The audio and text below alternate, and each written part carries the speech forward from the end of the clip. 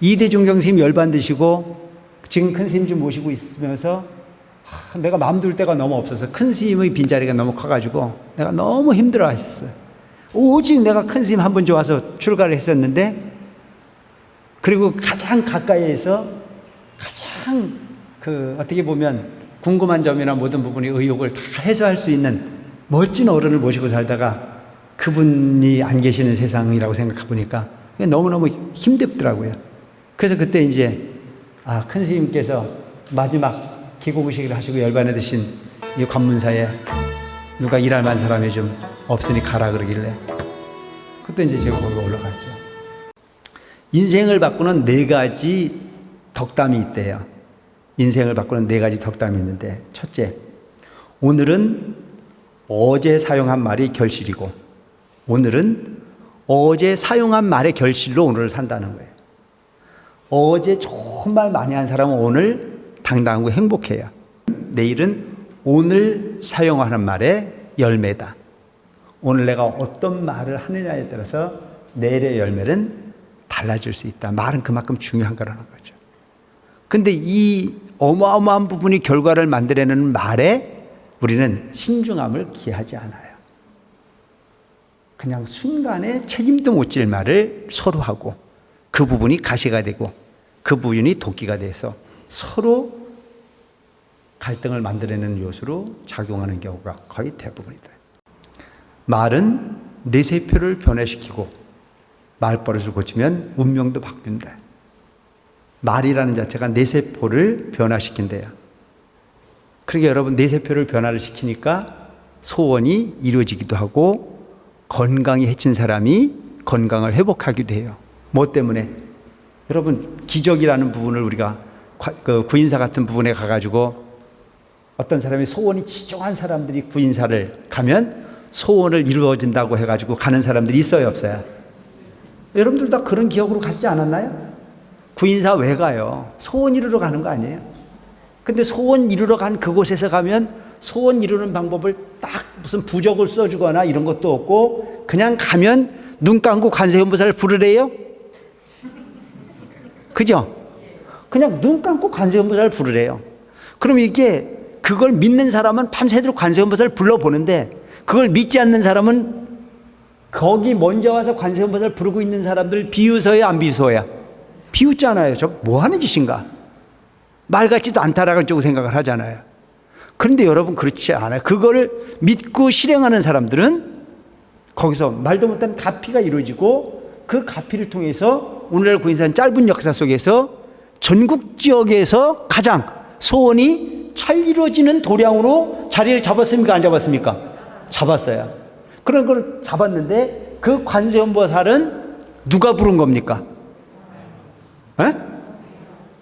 그러면 그 소원은 구인사에서 소원을 들어준 겁니까? 지가 이룬 겁니까?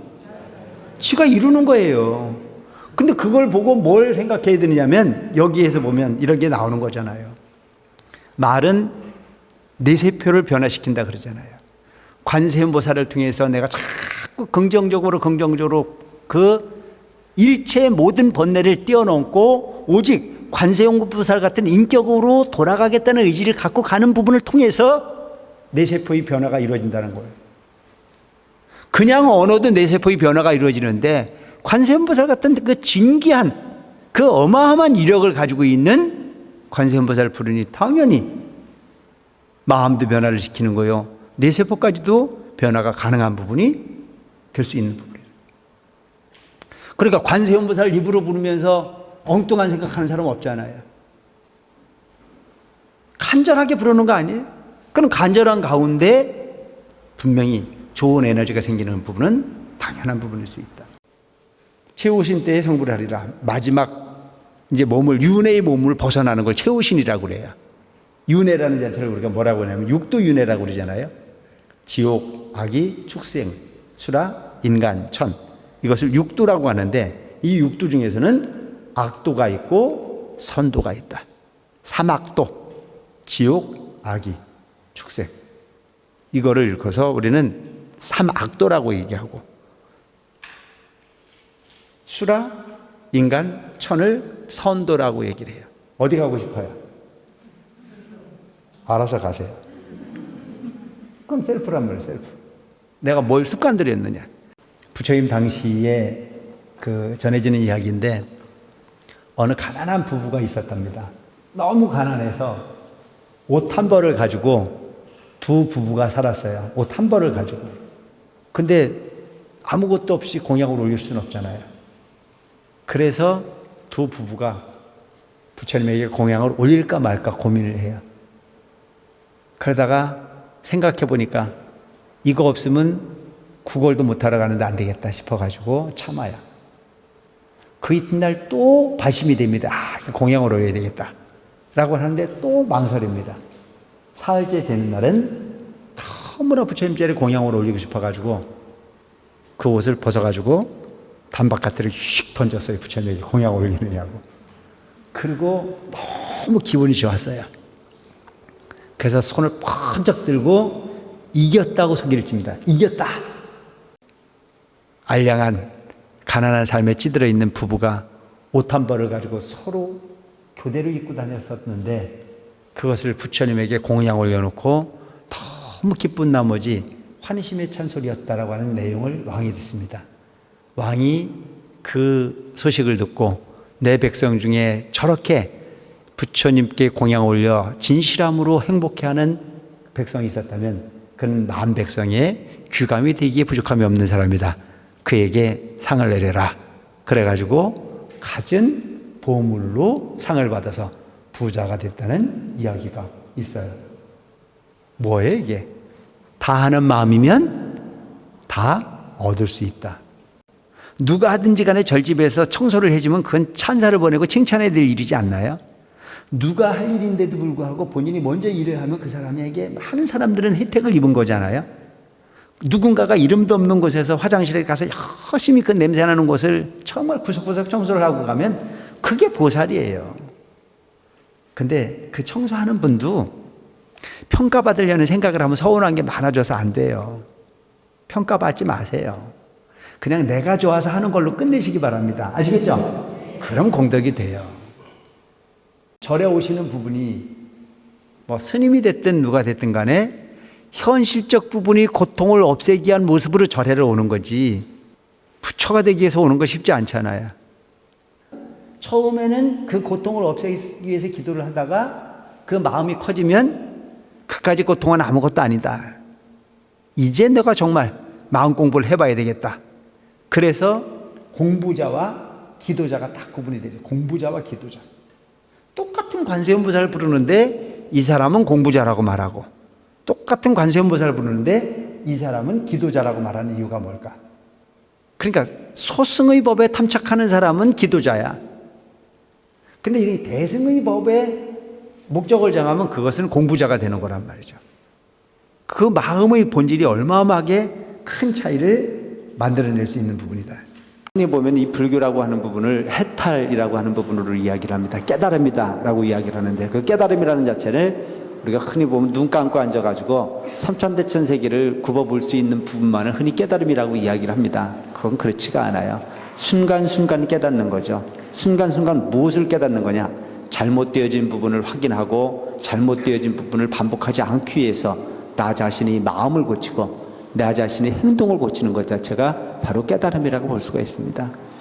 뭐 과거의 업에 매인다 뭐 이런 부분이 생각을 하기보다는 우리는 과거라고 하는 부분은 바로 어제가 과거예요. 아니 좀 전에 우리가 있었던 행위가 바로 과거입니다. 그걸 통해서 현실을 살아갈 수밖에 없습니다. 그래서 어제가 없는 오늘은 있을 수가 없는 거고 오늘이 없는 내일은 있을 수가 없는 겁니다. 단지 우리는 그 순간순간 나 자신을 돌이켜볼 수 있는 행위가 필요한 거죠. 착함을 존재로 뭘 바랬어요? 대가를 바랬다라고 하는 부분이에요. 바라지 않았는데도 불구하고 결과적으로는 바란 게 된다면 안 한 것만 못한 부분의 경우가 만들어지는 것이다. 그래서 제가 말씀드리고자 하는 것은 이왕 착하려거든 끝까지 착하시기 바랍니다. 아시겠죠? 어? 이왕 착하려거든 끝까지 착해야 된다. 그러면 하늘도 감동을 하게 돼 있고 이번 생에 안 주면 다음 생에라도 반드시 좋은 곳을 찾아갈 수 있는 부분이 내가 되지 않을까. 제 생각은 그래요. 근데 나도 말만 그렇지 나도 이갈릴 것 같아. 모든 것 가운데 제각기 능력 따라서 점차 깨달음을 얻게 되느니라. 능력에 따라서 받게 돼요. 이게 지금 설명 내용이 뭐냐면 부처님 말씀은 똑같은 말씀을 하시는데도 불구하고 받아들이는 사람에 따라 다른 거예요. 받아들이는 사람. 그래서 백중천도제의 의미는 돌아가신 영가분들을 위한 그 효도의 의미도 있지만 살아있는 우리들도 부처님 가까이에 다가서서 부처님의 가르침을 통해서 우리가 공감하고 조보조상과 교감하고 그리고 효로서 그 예를 다할 수 있는 기회를 갖는다면 나도 편하고 조상도 편하고 모두가 편한 부분의 이치가 있는 가운데 바로 베풀어지는 부분의 의식이 바로 백중천도제라는 점을 기억하시고 열심히 참여하시고 주변에 있는 분들에게도 많이 홍보하셔서 모두가 편안한 세상, 모두가 행복한 세상의 주인공들이 되시길 바랍니다. 하는 거야. 부처님이 이 어마어마한 도량을 왜 만들었는데? 일체 중생의 마음을 보태서 일체 중생의 마음을 부처로 만들어주기 위해서 지금 여기 앉아 있는 거라고. 여기가 뭐 하는 데나? 따라하세요. 부처 학교. 부처 학교라니까 여기가. 뭘 하면 돼? 내가 부처님이 향한 마음이 오롯하면 그만 변치 않는 마음으로 부처님 가르침을 가슴에 담는 부분이 우선되어야 되는 거지. 인간적 관계를 맺어봐야 인간 대 인간이 중생과 중생이 살아가는 부분에 오고 감이 있을 뿐이지 그게 무슨 가치가 있겠냐. 그래 여러분, 나도 믿지 말고 그 누구도 믿지 말고 뭐만 믿으면 된다? 부처님 가르침만 믿으면 된다. 오늘날 부처님께서는 도솔천 내원궁에서 요유자적 행복한 삶을 누리고 계시다가 행복하게 고통이 없는 우리가 사는 삶과는 전혀 다른 환경에 머물러 계셨던 부처님은 왜 이곳에 우리와 함께 하시고자 하셨을까? 이것이 부처님과 우리 삶의 차이라고 이야기해야 되는 부분이 아닐까 싶은 생각을 합니다. 우리 중생의 삶이라는 자체는 나 하나가 행복하면 되고 나 하나가 안전하면 되고 나만 아니면 된다는 이기심으로 사는 것이 중생의 삶이었다면 부처님 가르침은 나와 너가 차별이 없는 나의 고통이 상대의 고통이 될 수 있고 나의 행복이 상대의 행복이 될 수 있는 부분의 삶을 고민하셨던 분이 부처님의 사상이었다.